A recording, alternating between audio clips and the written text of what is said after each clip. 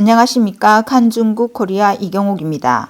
러시아군과 나토군은 극비의 전자전 시스템으로 무장하고 발트해와 흑해를 빈번하게 순찰합니다. 그러나 최근 한 걸음 더 나아가 나토군의 로키드 마트사 F-35 전투기가 러시아 전자전 항공기의 시스템을 갑자기 마비시켜 러시아군이 경악했습니다. US 시크릿 아젠다에 따르면 우크라이나의 위기가 심화됨에 따라 러시아가 이미 벨라루스 여러 지역에 전자전 기술을 설치한 것으로 보이며 이것은 유럽에 심각한 위협이 되기 때문에 항공기에 탑재된 신형 전자무기가 나토의 관심을 불러일으켰다고 보도했습니다. 지난주 이탈리아에서 온 F-35 전투기가 전자공격을 시도하던 러시아의 IL-22P 전자전 항공기 한 대를 요격 차단시키는 데 성공했고 두 항공기 사이의 거리는 겨우 수십 미터에 불과했습니다. 보도에 따르면 러시아 전자전 항공기는 모든 우주선과 위성을 무력화할 수 있다고 말했습니다. 이탈리아 F-35 전투기의 움직임은 장기간에 걸친 러시아의 나토 영공 침공에 대한 가장 중요한 대응입니다. F-35는 공중전에서 우위를 차지하고 있는 러시아에 대한 해결책을 제공할 수 있을 것으로 보입니다. 유럽의 많은 국가, 특히 발트해 연안 국가들은 최근 발트해에서 5세대 스텔스 전투기로 무장한 러시아의 장악력을 끝낼 수 있기를 기대하면서 F-35 구매를 시작했습니다.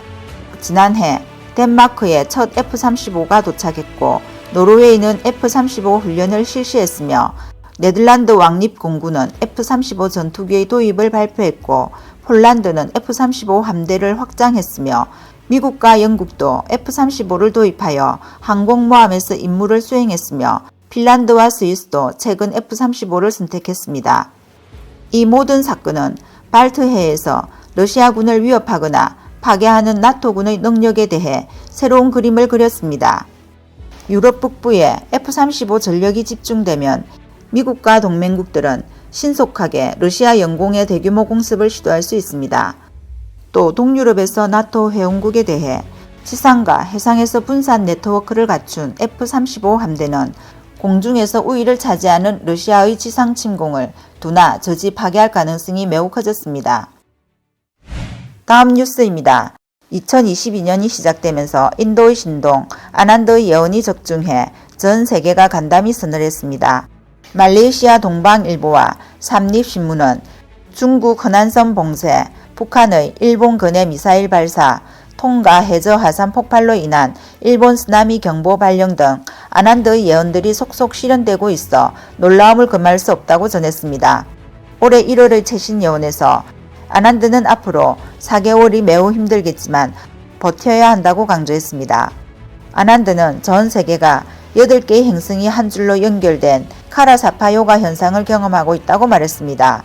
8개의 행성은 태양계의 수성, 금성, 지구, 목성, 화성, 토성, 천왕성, 해왕성, 명왕성 등을 말합니다.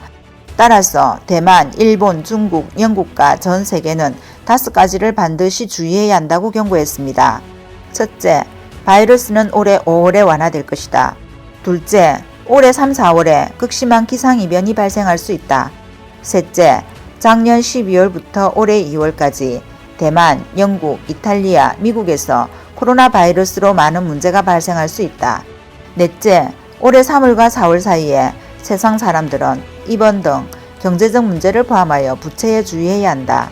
다섯째, 올해 5월 이후 바이러스의 위협은 크게 사라지고 경제가 서서히 회복하게 된다.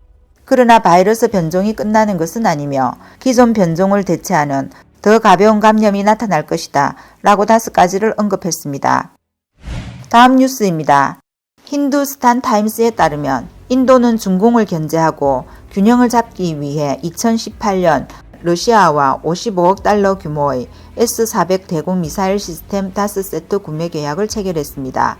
소식통은 현재 S-400 시스템 2세트가 도착했는데 공산군의 위협에 대처하기 위한 것이며 전방에서 후방 사이의 중심 지구에 배치될 예정으로 한 세트는 빠르면 4월이면 배치될 것이고 나머지는 2023년에 배치될 예정이라고 전했습니다.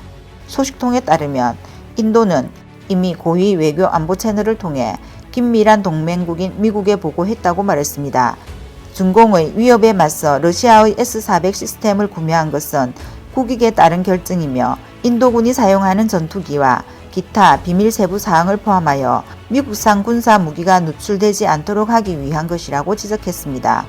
인도의 S-400 시스템 구매는 2017년 당시 트럼프 대통령이 서명한 미국 적대국 제재법에 따라 제재할 수 있으며 가장 먼저 제재를 받은 국가는 터키였습니다.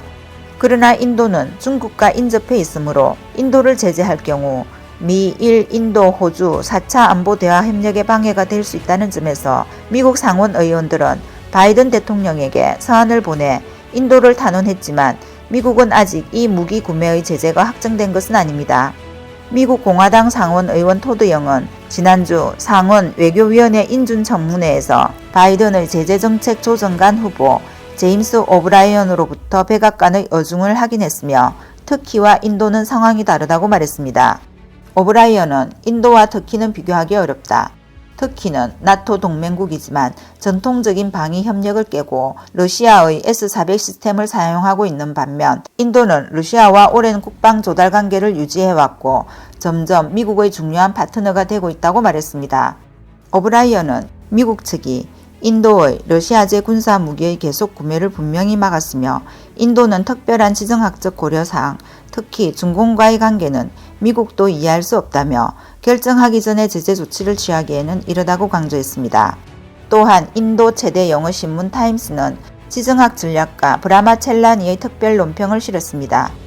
첼라니는 대만을 민주적이라고 칭송했으며 대만 독립을 제약하려는 중공군 일부가 묶여있기 때문에 대만은 인도의 국가 안보에도 간접적인 역할을 하고 있다고 말했습니다. 첼라니는 인도 당국이 대만의 도움을 요청하기를 바란다. 중공이 티베트를 합병했을 때의 교훈을 기억하라고 촉구했습니다.